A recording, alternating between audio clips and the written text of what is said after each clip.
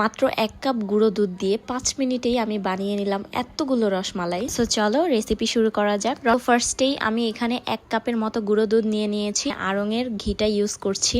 আমি এখানে 3 চা চামচ ঘি অ্যাড করে দিলাম, সাথে half teaspoon baking powder add করে দিব। তারপর এখানে একটা ডিম নিয়ে নিব। আর পুরোটা ডিম একসাথে দিয়ে ফেলা যাবে না, একটু একটু করে অ্যাড করতে হবে। ঠিক যতটুকু প্রয়োজন ততটুকুই দিতে হবে। তো ভালোভাবে মথে নেওয়ার পর এটাকে রেস্টে দিয়ে দিব প্রায় 10 মিনিটের জন্য। 10 মিনিট পর এটাকে আরো একটু ভালোভাবে মথে নিব। তারপর হাতে একটু ঘি মেখে অল্প অল্প করে নিয়ে রসমালাইয়ের শেপ দিয়ে নিব। তো এই তো আমার এতগুলো মিষ্টি হয়েছে। রসমালাইগুলোকে রান্না করার জন্য আমি একটা প্যানে 3 কাপের মতো দুধ নিয়ে নিলাম। তারপর অ্যাড করে দিলাম পরিমাণ মতো চিনি। এখানে অ্যাড করে দিচ্ছি কয়েকটা এলাচ। কিছুক্ষণ জাল করে বলক তুলে নেব। বলক চলে আসার পর আগে থেকে রেডি করা মিষ্টিগুলো এক এক করে দিয়ে দেব এর মধ্যে। কিছুক্ষণ পর পর বলক চলে আসলে এইভাবে ঢাকনাটা একটু উঠিয়ে দিব। এতে করে মিষ্টিগুলো ভালোভাবে ফুলে যাবে। 10 থেকে 15 মিনিট এটাকে রান্না করে নিব।